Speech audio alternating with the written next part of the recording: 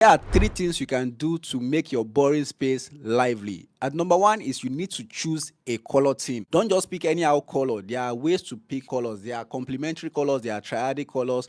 In most cases, choose between 2 to 3 colors to use in that space. That will end up saving you a lot of money and end up making your space look beautiful. The number two thing you need to do in that space is to have an accent wall. So an accent wall is just like your media wall, where you paint the rest of your space with a single color, but that particular wall you separate the color. It end up beautifying your space and creating a lively feel in your space. The other thing you also need to do is to focus on your lighting. The light you put in a space will also affect how the space look. There are some spaces that maybe they just put one bulb, it will not beautify your space. But if you put all this cove lighting, all these lights that they put on your POP, you add more lighting to the space, it does not make the place look too dark or too bright. It ends up beautifying your space. The other extra tip you can also do in that space is to try a mixture of satin and matte. So if you try a mixture of satin and matte, you don't need to paint all your wall with satin or all your wall with matte. So you can paint the whole room with satin, and then for that accent wall you paint it with matte paint. It will end up also beautifying that space. So these are some tips you can use to transform your space from a boring space to a more lively space.